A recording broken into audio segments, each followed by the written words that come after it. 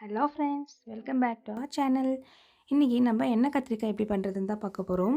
அதுக்கு தவாவை நல்லா காய வச்சு எடுத்துக்கோங்க. அண்ட் அது கூட ஒரு 2 டேபிள் ஸ்பூன் அளவுக்கு நல்லெண்ணெய் ஆட் பண்ணிக்கோங்க.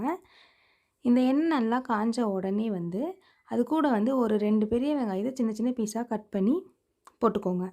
இதுக்கு பெரிய வெங்காயம் தான் யூஸ் பண்ணணும் இல்லை, சின்ன வெங்காயம் யூஸ் பண்ணிங்க அப்படின்னா இன்னும் டேஸ்டியாக இருக்கும். அண்ட் அது கூடவே ஒரு டேபிள் ஸ்பூன் சீரகம், ஒரு அரை டேபிள் ஸ்பூன் அளவுக்கு குருமிளகு அண்ட் 1லேருந்து 2 டேபிள் ஸ்பூன் அளவுக்கு இஞ்சி பூண்டு பேஸ்ட்டு போட்டு நல்லா வதக்கி எடுத்துக்கோங்க.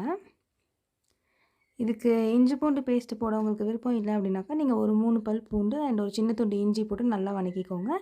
அது கூடவே 2 நாட்டு தக்காளி எடுத்து கட் பண்ணி போட்டுக்கோங்க. அண்ட் தக்காளி வேகும்போது அது கூடவே ஒரு டேபிள் ஸ்பூன் மஞ்சள்தூள் அண்ட் ஒரு 2 டேபிள் ஸ்பூன் மல்லித்தூள் அண்ட் தேவையான அளவு மிளகாத்தூள் ஆட் பண்ணி நல்லா வேக வச்சு எடுத்துக்கோங்க. இது நல்லா வதங்கின உடனே இந்த தக்காளி இதை எடுத்து நல்லா ஆற வச்சு பேஸ்ட் பண்ணி எடுத்துக்கோங்க. அதுக்கப்புறம் நம்மளுக்கு தேவையான கத்திரிக்காவை எடுத்து காம்பை சின்னதாக கட் பண்ணிவிட்டு இந்த மாதிரி 4ஆக கட் பண்ணி எடுத்துக்கோங்க. கட் பண்ணி எடுக்கும்போது அதுக்குள்ளே பூச்சி இருக்கா அப்படின்னு சொல்லி சொத்தை இல்லாமல் பார்த்து எடுத்து கட் பண்ணிக்கோங்க.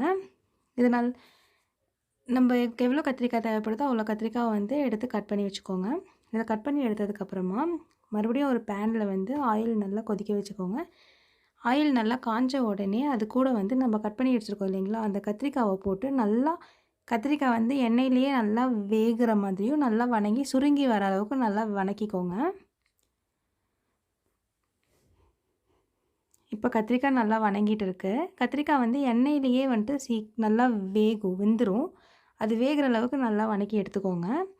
இந்த மாதிரி கத்திரிக்காய் வதங்கினதுக்கப்புறமா அந்த கத்திரிக்காய் தனியாக எடுத்து ஒரு பவுலில் வச்சுக்கோங்க.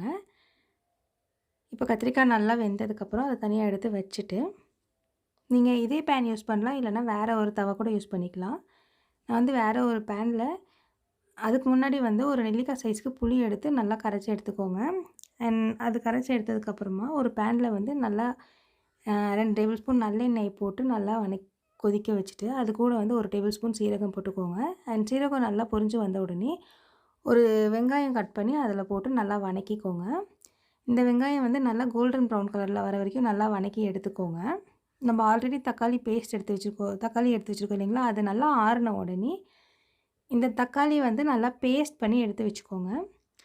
இப்போ இந்த வெங்காயம் நல்லா கோல்டன் ப்ரௌன் கலரில் வந்த உடனே நம்ம ஆல்ரெடி தக்காளி பேஸ்ட் எடுத்து வச்சுருக்கோம் இல்லைங்களா, அந்த பேஸ்ட்டை இது கூட நல்லா மிக்ஸ் பண்ணி எடுத்துக்கலாம். இப்போ வெங்காயம் நல்லா கோல்டன் ப்ரௌன் கலரில் வதங்கிட்டு இருக்கு. நீங்கள் இதான் நம்ம சேனலை ஃபஸ்ட் டைம் பார்க்குறீங்க அப்படின்னா மறக்காமல் நம்ம சேனலுக்கு லைக் பண்ணுங்கள், கமெண்ட் பண்ணுங்கள், மறக்காமல் நம்மளுக்கு சப்ஸ்கிரைப் பண்ணி சப்போர்ட் பண்ணுங்கள். உங்கள் ஃப்ரெண்ட்ஸ் எல்லாருக்குமே ஷேர் பண்ணுங்கள். நான் ஏதாவது மிஸ்டேக்ஸ் பண்ணுறேன் அப்படின்னு உங்களுக்கு தெரிஞ்சு அப்படின்னா எனக்கு அந்த மிஸ்டேக்ஸ் சொன்னீங்க அப்படின்னா நான் நெக்ஸ்ட் டைம் அதை கரெக்ட் பண்ணிக்குவேன். இப்போ அந்த வெங்காயம் நல்லா கோல்டன் ப்ரௌன் கலரில் வதங்கின உடனே நம்ம எடுத்து வச்சுருக்கோம் இல்லைங்களா, அந்த தக்காளி பேஸ்ட்டை இது கூட நல்லா போட்டுக்கோங்க.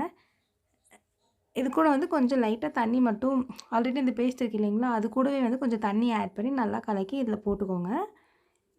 இப்போ நல்லா கொதிச்சுட்டு இருக்குது. இந்த மாதிரி கொதித்து இந்த மசாலாலேருந்து ஆயில் செப்பரேட்டாக வர வரைக்கும் நல்லா கொதிக்க விட்டு எடுத்துக்கோங்க. இந்த மாதிரி கொதிச்சுட்டு வரும்போது நம்ம ஆல்ரெடி புளி எடுத்து வச்சுருக்கோம் இல்லைங்களா, அந்த புளியை நல்லா கரைச்சி இந்த மசாலா நல்லா கொதித்த உடனே நம்ம எடுத்து வச்சுருக்க புளி கரைசலை இது கூட ஆட் பண்ணிக்கோங்க. ஆட் பண்ணி இது நல்லா கொதிக்க வர டைமில் நம்ம ஆல்ரெடி கத்திரிக்காய் எடுத்து வச்சுருக்கோம் இல்லைங்களா, அந்த கத்திரிக்காவை இதில் போட்டு ஒரு 5லேருந்து 10 நிமிஷம் வரைக்கும் நல்லா கொதிக்க வச்சுக்கோங்க.